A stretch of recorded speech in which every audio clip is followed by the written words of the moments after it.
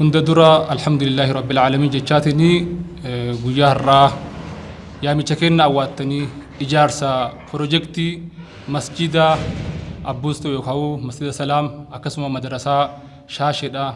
اجارو داف وان حواسني كينيا جل قبن وجين قال مانغو داف ميديا وانا سترقمتن اكتيفيستوني غازيستوني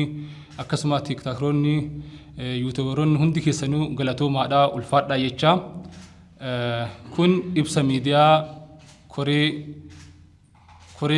مدرسة شاشة في أكس ملي مدرسة سلام مقالة شاشة من نرى أسيت فني أسيت أرقم وان في إن شاء الله سجنتان كينيا جوابتي بريدي ميد أجيك اتفوتا كوري وان كينا مقالة شاشة من نرى إبسا ميديا كان كينو داف رفنامو كانوا في سمة أستاذ كينيا قال في جاري أستاذ إبسا حسن محمد قرأ والتجديد الفني كوري وانكين مقالة شاشمني الرا بروجكتي دلوتا فتحو خنا أكمل كاوف وقوت الإرادة كوبا ثاني حواسا مقالة شاشمني وجنتاو دان لما أرى كتشاه جثا أسجهن خنا نفسي متني إن شاء الله سجنتا قديتشا مقالة شاشمني كيستي كوبايك إنداي أكسم ميديا رتي لايف ستريمي كوباي جرو إبسبلا نفكن ندافع فوان تبي كلتمان قرا أستاذ كينيا أستاذ إبسا حسنتي سندبرسا السلام عليكم ورحمة الله وبركاته. بسم الله الرحمن الرحيم. السلام عليكم ورحمة الله وبركاته. درسو ربي الدنيا تنادب مرة أرقم سيسي بودر مو إلمنا ما كيستي أومي إلمنا ما كان رتي أمبيوت إرجي أمبيوت كيسا ورئيستي أماني فيلتي أمة محمد نتاسسي عليه الصلاة والسلام أمة سيناه الجتاء في سيناه الجتاء اتففو كربي نتاسسي الحمد لله رب العالمين التانسو الآني قياه رأى أكما برفما دوبك يكالت ترقاجرتن ويانا رأى بروجكتي دالوتاتي بروجكتي ويتجرمو سمنتو في لكا ولد اتمامو إجارة وسلطاني سينا دالوني دبري قرمو إسارة في أتاد وفي بالي لالوت التئانو تدبرسونا واني ألفني شرفني كبجني كرومني أمة إسلاما وقاكم تكو في لب أفر أمة محمد كيسا كتامراد فين الرقعي أكنو رتين كفن لالوت التئانو تكنو في بروجكتي ويتجدمو أكما ريفي سنين جد سمينتو متي لكامتي ملقا في شنينجي سمونو لتفنانو متي لالوت السينا وفي الرتي بيكي كدبر قتي إسائيكي كالتئان الرتي والفين الشرف دبرسو وجدشو الآفي قياه الرأى أكما كورين أسرتي دبتشو في ديما بروجكتي بكين التدابتو نانو تقوته اللي بروجكتي لالوتا أمتا تجاجل بروجكتي ويتجدمو وان قدا بيقوتو ولتك أبتو قفا سنتاني مدرسان قندك يسا بادياتك كيسا جرتولي مني برمسا دكتان كتيسو رتانين قبل اللي دلوت إجارو كيست جهي قدا قبل موتتين على الدنيا قوتن هيون على الدنيا قوتن مدرسات إكو علمنا ما تفتيوكين مومنا برمسات إكا كيسات على تي البه بروجكتين حاجة صدركا كرومنا في ساينسي أمياء وادان أتوبامي إرجاء وانتوتا ببلشاتا دلوتا كنا وجه والمدى دبرسو شاشمنين لميتية أمتتية سيناه جتشوف ديما نبرا أبدا جتي بروجكتي يوجنو ملكا هر أهمامو ديمو كيرو جلقباتي افتري بيكينيا كيستي بروجكتي يرو جلقباتي قدا فكاتولي كايون كينيا ملكا ولدتك أبو متي إلما نما قفل اللي أبدتو متي أبدين قدتش أبدي ربيتي يو ربين كينيا فدي قيوت أسديما كان الرتي شعبانا ديقداما قران ألا توكو شاشمنين سقنتا بيقوتو كدلوتا قوتو بها أفريكا كيستس جهي قدا تبتو إثيوبيا كيستس جهي قدا تبتو نانو أورومياتي في ورا دبو كيستو نموتا وقوتا مراسا كيست نمكما أفرتما أمانني شهاداك أبتني إسلام ما سينا من اتسمة مدرسان كيست أومشا مبكي إسلام ما اتكين دي السني برسيسا هنجر شاشمن النتو الأبجتي أمانا لوتا والفينا هند أفرت فرتي وياكنا إرجع ربي تيأس أرشي قدي إلمنا ما أنقبو إسني لمي أفهم في تندبدا بك في تنجرادا ويانكن وياكيا نتي كوتا جتة شاشمن العلماء أوام متاجرتي هيوبيك أبوام متاجرتي dargaggeessa biyyi qabdu waammataa jirti dubartii waammataa jirti isa Ameerikaa jiru waammataa jirti isa Awurooppaa jiru waammataa ardii jahanirra ka jiru yoo jiraate ardii biraa ta'an irra jiraate waammataa jirti guyyaa kana Shaashamanneen yoo rabbiin keenya fedhe sagantaa guyyaa tokko qofa wacamee dhabamu osoo hin taane projektii afaan qofa irratti haasahamee afaan qofa keessa mi'aayee dhabamu osoo hin taane projektii waggaa 100 waggaa 200 waggoota 100 itti fufu gadhaabuudhaaf Shaashamanneen karoora hunda qindeeffattee sagantaa tolfattee madarakii qopheeffattee guyyaan kun guyyaa seenaati amma dura takkaa isin gabbaheen beeku isinitti dhufeen beeku takkaa akka biyyaatti isin waammadheen beeku jetti Shaashamanneen. Shaashamannee yoo jennu ganda naannoo tokko keessatti dhukatu miti gaafa qabsoo islaamaa gaafa qabsoo oromoollee qabeenya qofa osoo hin taane dhiiga qabdu dhangalaaftee lubbuu takkitti qabdu kennitee gaafa qabsoo ahbaash qabsoowwan adda addaa biyya kana keessa deemu adda dureedhaan namni qaanqee qabsoo islaamaa fi qabsoo oromummaallee bobeessaa ture ummata Shaashamanneeti hunda keessanirraa galata qabdi koree fala barbaaddu hawaasa muslimaa irraa galata qabdi koree dimsaachin isaarraa galata qabdi karoo ummata har'a jijjiirama dhufee fi hanga tokko ife kana keessa Shaashamanneen galata simbiraa qabdi galata san guutuullee ta'uu baatu hamma tokko harkanaa deebi'a isin jedhaa jirti kanaaf koreen sagantaa kanaaf waggaa dheeraa ifaajaa ture laffa'aa ture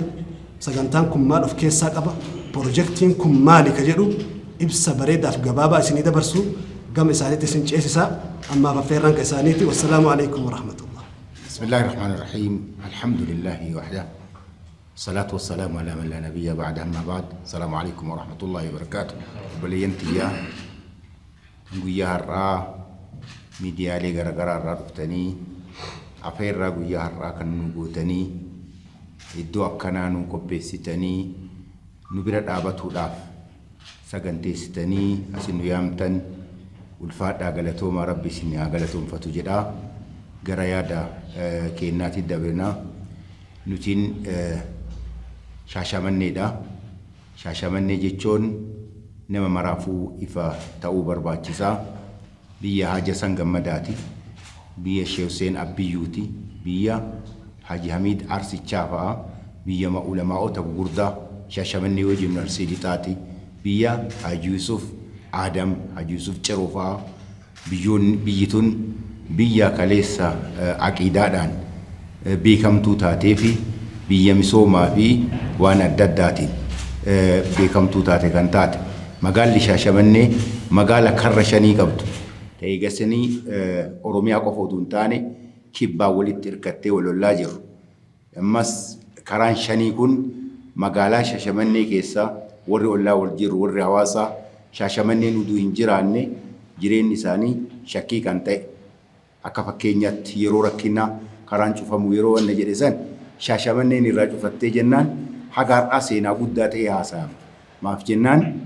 biyya tana hunda baattee kan jiraattu Shaashamannee ta'uu nama maraafuu ifa jechuudha. Kanaaf ergasii Shaashamannee jechuun biyya aqiidaati, biyya Islaamni abdii irraa qabu. Keessattuu biyya ummanni kibbaa nu eeggatu, hawaasaan nu eeggata, walaayitaan nu eeggata, akkasumaan Sidaamoon nu eeggata. Ummanni kibbaa kun akkuma jiru nu eeggata bu'aa nurraa barbaada maaf jechaan amantaan bakki cimina qabuuf bakki eegasanii abdii isaan illee irraa qaban Shaashamannee waan ta'eef ammaaf wanti nu dhufneef wanti nama haasa'arru waa'ee projektii guddicha ummata san fakkaatuu fi magaalaa san fakkaatu naannoo san fakkaatu Shaashamannee qofa utuu hin taane kibba Itoophiyaa hundaaf ka eegasanii hammatuu danda'u iddoo ka waggoota 60 ol abbootiin teenya hawwaa turte handhuura magaalaa garaachatti Obbo Shimallis Abdiisaa hagalatumanii mootummaan Oromiyaa gaafa iftaara bara 2012 ofitti yaamnee nutti dhufanii iddoo sanirra dhaabbannee itti boonnee jaarsi bahee xiqqaan bahee guddaan bahee iddoo tana hawwii irraa qabna kalee gaafannee gisa bittoonni ni forri dhiibbaa nu dhooggataniirani iddoo matana nuu kenna manniin irraa yaafnee ijaaranna nuu kenna jedhamee gaafate sababni maskiida xiqqootu jira Jamaal jedhanii mana gandaa jiraata ummanni naannoo san dhaabbatu naannoo Boostoo dhaabbatu tarataraan salfiin dhaabbatee salaataa ture iddoo tanan rakkannee nuu kenni jennaan achuma dhaabatee shaashamannee nagaafatteen dhabdu jedheeti kaademitirii 7,000 wamaawama nuu kenne har'a dachiin sun manaan cufamteetti namni tokko muslima ka jedhu keessa san hin jiru manni hedduu keessa jira nama lama qofati jira abbaa warraa 46 abbaa warraa 46 manniin achi yaafne keessa nama lama qofa muslimni jira manni kun maskiida kana biratti ollatti haraqee gurgura maskiida akkasi salaatamu san namni machaayaan achi dhaabbata namni eegasanii kuun eegasii nama salaatuuf fincaanaa jedha iddoo akkana taati jedhamee sammuu namaa keessa hin galle har'a harka keenyatti deebitee iddoon sun qulqullooftee piroojeektiin irratti jalqabame piroojeektiin keenna waasa piroojeektii sadii qabannee deemnan ummata islaamaa isinitti haa dhagayamu piroojeektiin tokko maskiida guddaa sadarkaa isaa eeggate kan istaandaardii turkiititti ijaarame kaaremetirii 2,200 irratti kalafaa ol ka'ee beezmentiin yeroo tokko islaappiin tokko eegasanii uwwifamee akkasitti jiru akkasumaan madrasaa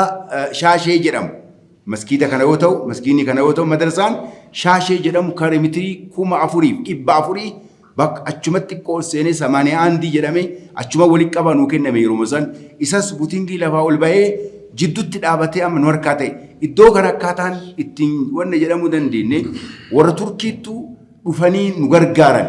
ijaarsaaf manni sana achi yaasu ufii kenna achi yaafne gara miliyoona 70 yooyitiin achi yaafne ergasii warri turkii dhufanii nurraa fudhatanii ijaaruu jalqabanii kaanii booda lafi yeroo dachiin sochoote san isaan illee dadhabanii jidduun kutan amma nurraa dhaabateera. Piroojeektiin kun tokko manniin daldala ooqaafaa fooqii darbii 4 binnee sa'aatii amma xiqqootu nurratti hafeetiin jira fidneetiin jira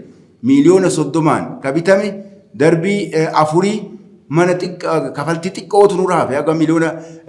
3 walakkaatu nurratti hafeera fidneetu murree jechuudha kafaltii san manniin dhuunfaa qabsiifneeti namni 7 mana ofii bankal islaamitti qabsiise mana san bite fooqiin lammaffaa kan jiru tokkocha jira kaaree 200 irra jira agas hin ga'u fooqiin kun kaaree 375 kabinne sun jechuudha bakka daldalaa bakka guddaadha ijaan kanaaf isa kana piroojeektii guddaa kana bituu haa ta'u ka eegasanii masgiida jalqabu geessu haa ta'u madarsaa kana haa ta'u humna ummataati ol ta'e miliyoona 2.5 nu gaafata akka ogeessi laalee tilmaametti akka gatii ammaatitti jechuudha. Kanaaf ummata islaamaa warra shaashamannee jaalattan warra shaashamannee beektan shaashamanneen akkuma reef tuqamee jedhe dhugumatti biyya shuhadaa'aati yeroo qabsoo islaamaa warri dhiigni lafa bu'e shaashamannee irra bu'ee hin beektan yeroo habaashaallee yeroo dimtsaachiinis sammaallee shaashamanneen dhiibbaa fi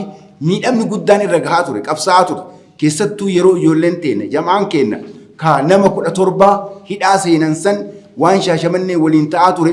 keessattuu ni yaadattan warri 17 sun ni beektan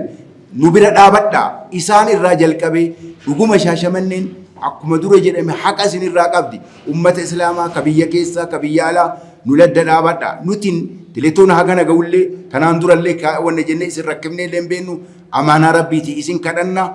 nu dhaqqabaa daddafaa nu gargaaraa isin hin jenna iddoon mana barumsaa sunfaa poolisii godinaatiif kennamee kaartaan kennamee fi ka ture mootummaan ummanni islaamaa humna guddaan jammarreera turkiin nu bira jira birrii guddaa biyya seeneera jennee kadhannee jennaan isinii gara biraatti kenne jedhee irraa kaasee nuu kenneera amma ammoo erga hojjetuun ban dandeenye isinirraa fudhanna ka jedhullee wanti akkasii ni jira nu ladda akka dhaabbattan isin gaafannaa biyya jirtan hundatti biyya keessa haa ta'u biyya alaatitti sagaleen keenya warri isin ga'e hundi guyyaa gaafa gurraandhala tokkoo 2018 nu wajji dhaabadhaa yaamichi kun akka Oromiyaa utuu hin taane akka biyyoolessaatti qaamolee gurguddaa adda addaatu irra dhiyaata haga guutuu biyyaa irraa qaama hundatti akkuma ergaan kun darbaaru kana qaamni hundi akka nu bira ga'u waamicha gooneefii jirra cidha guyyaa gaafasiisan nu bira dhaabadhaa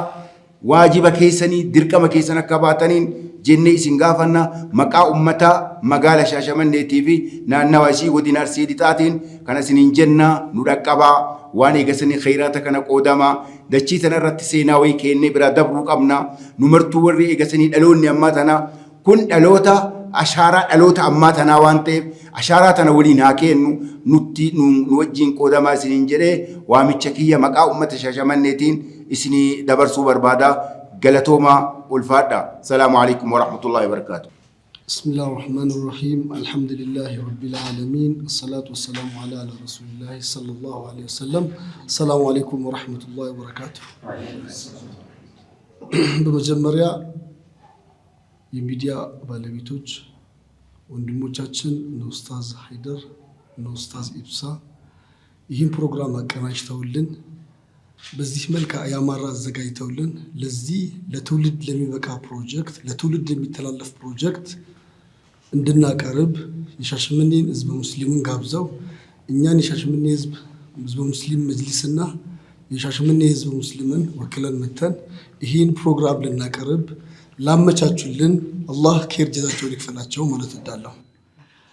ከዚህ በመቀጠል እኛ የመጣ ነው ከሻሸመኔ ከተማ ነው። ሻሸመኔ ከተማ እንደሚታወቀው በደቡብ ኢትዮጵያ በኢኮኖሚ በመንፈሳዊ እና ፖለቲካው ማዕከል የሆነች ሀገር ስትሆን የዚህ ፕሮጀክት ግብ ለሻሸመኔ ከተማ ሙስሊም ህዝብ ብቻ ሳይሆን ለአጠቃላይ ለደቡብ ኢትዮጵያ በተለይም በእኛ ዙሪያ ላሉ ከተሞችም ከሌላ እምነት ወደዚህ እምነት እየተሸጋገሩ ላሉ ሰዎችም አውቃፍ እንዲሆንና ትልቅ የጀርባ አጥንት ሆኖ ሊሰራ የሚችል ፕሮጀክት ነው እየሰራን ያለነው። ስለዚህም የዚህ ፕሮጀክት ዓላማ ሶስት ዋና ዓላማዎች ሲኖሩት ከዚህም ውስጥ የመጀመሪያው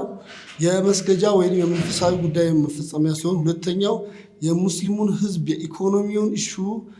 የኢኮኖሚውን ጉዳይ የሚፈጽምበት ፕሮጀክት ነው ማለት ነው። ይሄ መስጂድ እንደ መስጂድ ብቻ ሳይሆን የሚታየው የህዝበ ሙስሊሙ የጀርባ አጥንት ሆኖ ሙስሊሙን የሚረዳ በአካባቢው ያለውን ሰው የሚረዳ ትልቅ ፕሮጀክት የተጠነሰሰና ብዙ ረጅም ዓመታቶችን የፈጀብን በመሃል ከተማ ላይ በከተማው እምብርት አቦስቶ በሚባል ቦታ የተጀመረ ፕሮጀክት ነው። የዚህ ፕሮጀክት መነሻው ረጅም ጊዜ ቢሆንም መስጂዱ እንደ መስጂድ ሲመሰረት በአንድ ግለሰብ ቤት በ4x4 በ16 ካሬ ሜትር የተጀመረ ሲሆን ለብዙ ዓመታት እስከ 2011 ድረስ በዚሁ የቀጠለ ሲሆን ከ2011 በኋላ ደግሞ የሻሸመኔ እስልምና ጉዳዮች ምክር ቤት ከተመሰረተ በኋላ የሻሸመኔ እስልምና ጉዳዮች ምክር ቤት መንግስት በመጠየቅ ያን ቦታ አግኝቶታል። ከዚህም በመነሳት በአጠቃላይ ቦታውን የጠየቀው 7511 ካሬ ሲሆን በዛሬው ዕለት የሻሸመኔ ህዝብ ሙስሊም በራሱ አቅም ከ7511 ካሬ በአጠቃላይ 7311 አጽድቶ የግሉ አድርጎታል ማለት ነው። ከዚህም በመነሳት በአካባቢው ያሉትን ሁለት ትላልቅ ህንፃዎችን አንዱን ህንፃ ገዝቶ ያጠናቀቀ ሲሆን ሁለተኛውም እዛው አጠገብ ላይ ያለ በሳይቱ በመስጂዱ ሳይት ፕላን ውስጥ ያለውንም ህንፃ የዚሁ ፕሮጀክት አካል ነው ማለት ነው። ይህ ታሪካዊ መስጂድ በመሃል ከተማ የተሰራ እጅግ ዘመናዊ የሆነ መስጂድ ቤዝመንት G+3 የሆነ 4 ሚናራ ያለው ባለ 100 ሜትር ሚናራዎች 4 ሚናራ ያለውና በአሁኑ ሰዓት እንደ ሻሸመኔ ህዝብ ሙስሊም በእኛ አቅም የተሰራው ግንባታ ብዛቱ እስከ እስከ የቤዝመንት ስላቡ ተሞልቶ ተጠናቆ ላይ ነው ያለው አጠናቀን ያለ ነው ማለት ነው። ከዚህም በተለየ ደግሞ ይሄን መስጂድ ለማስጨረስና ወደ ሌላኛው ፕሮጀክት ደግሞ የአቦስቶ መስጂድ ውጪ ያለው ወይንም አቦስቶ ወይንም ሰላም መስጂድ 81 ወይንም ሻሼ መድረሳ ይባላል። ይህ ሻሼ መድረሳ 4000 ካሬ ላይ ግቢ ላይ ያረፈ ሁለት ዘመናዊ ህንፃዎች ያሉት እያንዳንዱ ህንፃ ደግሞ G+4 የሆነ ማለት ነው። እናም በመስጂዱ ዙሪያ ደግሞ ስንመለስ መስጂዱ 4 የተለያዩ ዘመናዊ ህንፃዎች አሉት። 4ቱ ዘመናዊ ህንፃዎች በመስጂዱ ዙሪያ የሚሰሩ ሲሆን ለነዚህ ፕሮጀክት እና ለ81 ላለው ፕሮጀክት በአጠቃላይ በአሁን ባለው ማርኬት ፕራይስ 2.5 ቢሊዮን ወይንም 2.5 ቢሊዮን የሚፈጅ ሲሆን ይህም ፕሮጀክት ደግሞ ለማከናወን ወይንም ለመጨረስ ከሻሸመኔ ህዝብ አቅም በላይ ሆኖ ተገኝቷል። ይህ ሲሆን ደግሞ እኛ የሻሸመኔ ህዝብ ሙስሊም ይሄን ነገር ለማሳካት ያለንን ኢፈርት ሙሉ ተጠቅመን ረጅም ዓመታቶችን የቆየ ሲሆን ይህ ፕሮጀክት በግንባታ ላይ የቆየው ከ2012 እስከ ዕለተ ዛሬ ድረስ ማለት ነው። 6 ዓመት የፈጀ ፕሮጀክት ነውና በ6ቱ ዓመት ፕሮጀክት ውስጥ የ81ዱ መድረሳ ቤዝመንቱ ተሰርቶ የቆመ ይሄ መስጂዱ ደግሞ ስላቡ ሞልቶ የቆመ ካሁን በኋላ ደግሞ G+3 እና ያ የጠቀስኳቸው ዘመናዊው መስጂድ ሁሉ ነገር ያሟላ በሻሸመኔም ህዝብ ለደቡብ ኢትዮጵያ ሙስሊሙም የህዝበ ሙስሊሙንም ሞራል ከፍ የሚያደርግና እጅግ ዘመናዊ የሆነው ህንፃውን ነው መሳጅዶችን ለመስራት ግቡንም ደግሞ የዚህ መስጂድ ዋናው ግብ ደግሞ ምንድነው? ህዝበ ሙስሊሙን ለማገልገል ነው። ይሄን ለማድረግ ደግሞ የኢትዮጵያ ህዝበ ሙስሊም የሻሸመኔ ህዝብ ከዚህ በፊት ያለው ትልቅ እንቅስቃሴ የዲን ማዕከል የሆነችው ከተማችን የዲን ማዕከል የሆነው ህዝባችን ይህን ፕሮጀክት ለማከናወን የናንተን እገዛ ይፈልጋል። በመላው ዓለም ያለው ህዝበ ሙስሊም በሻሸመኔና በኢትዮጵያ መላው ያለው ህዝበ ሙስሊም የትኛውም አካባቢ ያለው ሙስሊም ይህን ፕሮጀክት በአካልም መጥቶ እንዲጎበኘን ይህን ፕሮጀክት በገንዘብም እንዲረዳን ለዚህ ፕሮጀክት ቴክኒካል እገዛም እንዲያደርግልን ስንል የሻሸመኔ ህዝበ ሙስሊም ከሻሸመኔ እስልምና ጉዳዮች ምክር ቤት ጋር በመሆን ይጣራል ማለት ነው። ይህን ጥሪ እንድታሟሉልን ዝግጅት አዘጋጅተናል። ዝግጅታችን መች ነው ካላችሁ የካቲት 1 2018 በሻሸመኔ ከተማ ስቴዲየም ሁላችሁም እንድትገኙ ጋብዘናችኋል። በዚህ ቀን በህይወት ያለ ሰው አቅም ያለው ሰው ሁሉም እንዲገኝልን ጋብዘናችኋል። ሁለተኛው በሚዲያ የሚደረገውን እገዛ ወንድሞቻችን የሚሰሩትን በሚዲያ የምናደርገውን እገዛ ከጎናችን እንድትሆኑ እንጠራችኋለን። ወሰላሙ አለይኩም ወራህመቱላሂ ወበረካቱ።